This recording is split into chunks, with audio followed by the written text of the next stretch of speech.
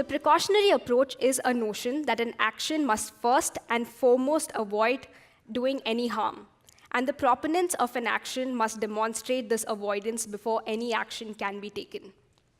And for me, here is where the road forks tonight. Today, each component that determines the fate of this planet and its people are precariously poised. Upsetting one piece will have disastrous consequences.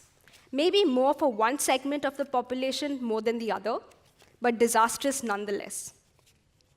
In these times of uncertainties, where global leaders can't agree to proceed with precaution on a technology that we already know will have negative consequences, that's where I'd say that any efforts to propagate this technology is crazy.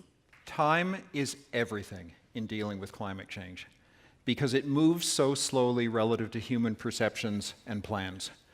Climate change is a train wreck happening in slow motion. Visualize that. Be cinematic. If we were having this debate in 1990, I'd be on the other side.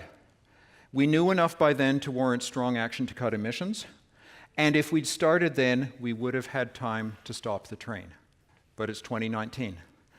And the 30 years of delay has let that opportunity slip out of reach.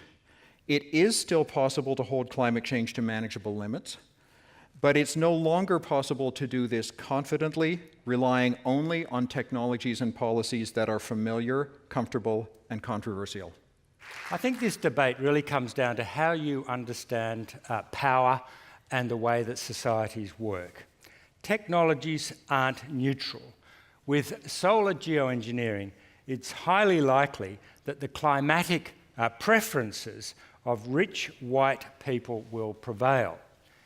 Incidentally, the same people who are largely responsible for bringing on the climate crisis. Those who control powerful technologies use it to accumulate more power. That's how the world works, even if we'd love that it were otherwise. Suppose our opponents keep winning. Suppose solar geoengineering stays in its crazy corner. We can't bind our children's hands. The decisions about deployment will still be made, but they will be made without adequate understanding of what the risks are, without exploration of technologies that could substantially reduce those risks, without knowledge about how to monitor adequately, and without enough time for nations to discuss how they might govern this technology. A vote for the resolution is a vote that says you are confident that this should never be used. That's what crazy means.